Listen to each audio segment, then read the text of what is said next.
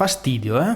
Beh, ecco, quella è più o meno la sensazione che ho provato io al Passo Sella trovandomi di fronte a un cantiere. Quindi preparatevi perché in questo video, oltre a farvi vedere la bellezza del sassopiatto, ovviamente, vi sparerò anche qualche pippone sullo sfruttamento della montagna. Uomo avvisato, mezzo salvato, così se volete solamente i video pettinati sapete già che questo non fa per voi. E vi chiedo scusa fin da ora, ma solo una volta a casa ho scoperto che il microfono mi si era svitato e quindi l'audio non è proprio ottimale. Ho cercato di recuperarlo, ma non è proprio il top, quindi scusate.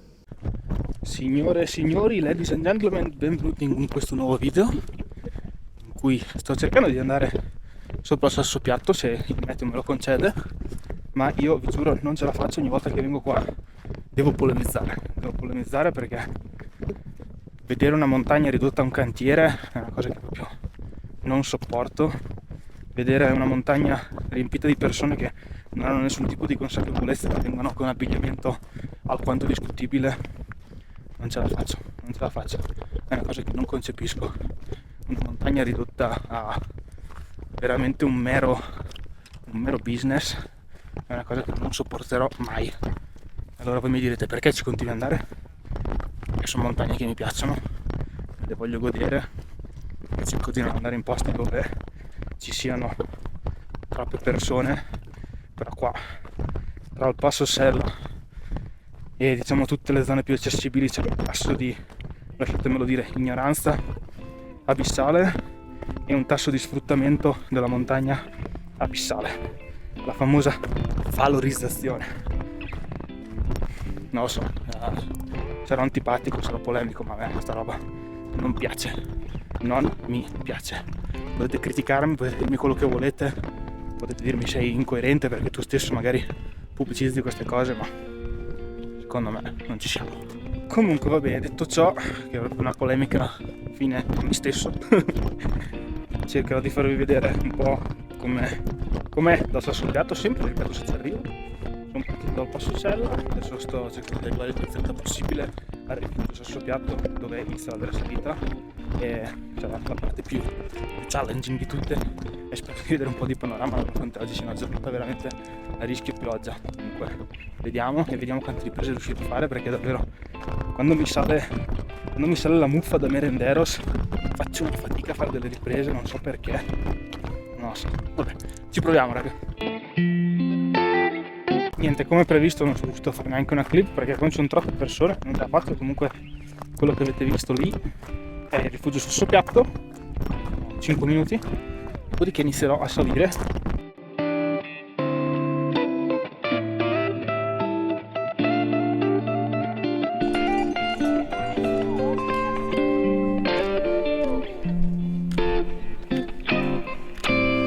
Quindi Sassopiatto raggiunto, rifugio ovviamente. Adesso dovrei avere più o meno 2 orette di ascesa, sono 650 metri circa più o meno di dislivello da affrontare in 2 chilometri e poco più, quindi è bella in piedi. Quindi io spero che il filtro merenderos sia stato attivato, ma presumo di sì. Vamos. La montagna è di tutti, ma non è per tutti. È da tanto che ragiono su questa cosa. Penso che sia di tutti perché è un patrimonio naturalistico vitale, essenziale per l'ecosistema globale e fa parte dei macromeccanismi che Madre Natura ci regala. Ma allo stesso tempo non è un luogo da affrontare con superficialità. Richiede consapevolezza e informazione. E invece sempre più spesso si vedono persone sui sentieri con la stessa attitudine di quando vanno al centro commerciale. 200 metri dalla vetta è tosta, faccio una mini merenda, botta di zuccheri e poi si prosegue. La cosa bella dell'esserci nuvolo è che non c'è troppo caldo, perché una salita così con pieno sole degli altri giorni avrei dato una sudata, una faticata di quelle. Ed è inutile nascondersi dietro a un dito. Se certi luoghi vengono resi sempre più accessibili costruendo infrastrutture, allora sempre più persone riterranno questi luoghi come dei grandi parchi giochi e non capiranno dove sono e come dovrebbero affrontare certe situazioni. Come dicono le vere relazioni che hai, si procede per facili rocette. Allora è lì che mi sale il nervoso. Si cerca di succhiare da questi ambienti tutto il profitto possibile senza pensare alle conseguenze del renderla accessibile alle masse, in nome del caro e vecchio guadagno. E per carità, capisco bene che ci sono intere comunità che vivono grazie al turismo e non sto assolutamente auspicando che non abbiano più un lavoro. Ma visto che ci sono già tante infrastrutture, perché continuare a brutalizzare questi luoghi?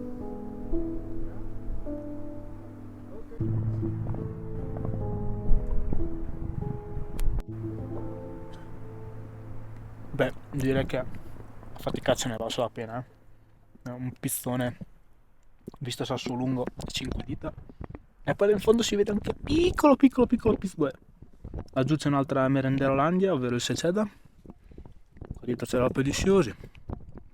Bellissimo, raga. Poi qua sotto c'è uno strapiombo che è una figata assurda. E c'è proprio pieno di Dolomia. Come piace a me. Mamma mia. Vabbè, continua, dopo.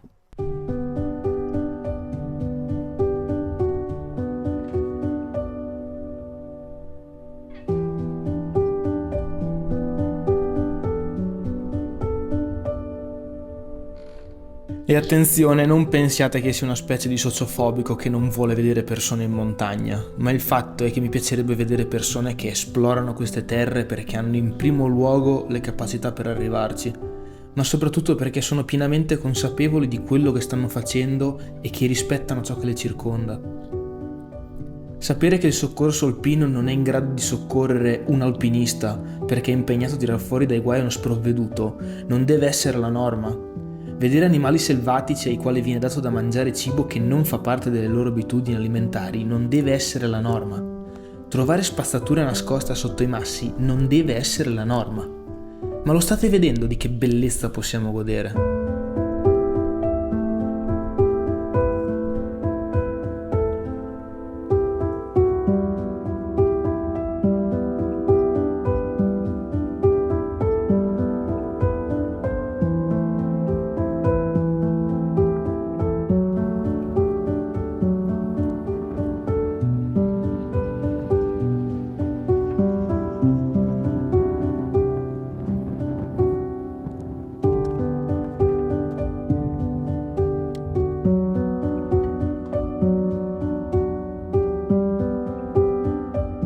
Bene, quindi è giunto il momento di rientrare, di scendere dopo una lunga permanenza in cima, dopo essersi riempiti gli occhi, ma soprattutto cuoricino di tante belle cose. E niente, ogni volta penso che lo scotto che ho da pagare per godere di tante belle cose è proprio quello di sopportare dei fondovalle brutalizzati da turismo e via dicendo. Per carità, capisco il meccanismo e non voglio dire niente, però mi sembra sempre troppo e ogni volta soffro perché io, ripeto, amo questi posti e vedere certe cose proprio non mi va giù. Lo so, ragazzi, che sono pesante, non è il solito video vloggato, tutti felici e contenti, ma sono fatto così. Quindi se vi piace così, se non vi piace ci sono altri canali. Bene, quindi detto ciò, fatta questa ennesima polemichina, ne ho 1600 da riscendere, quindi andiamo in spalla e affrontiamo questo infinito rientro. Non voglio insegnare niente a nessuno e non sto dicendo queste cose perché ho l'arroganza di sentirmi un cosiddetto esperto, ma penso che sia diritto di ognuno di noi provare a difendere quello che ama e io amo queste montagne e vedere come vengono depredate mi fa tanto male. Bene, è giunto il merenda time, che in realtà ne ho mangiato anche uno stamattina così, ma non ve l'ho fatta vedere.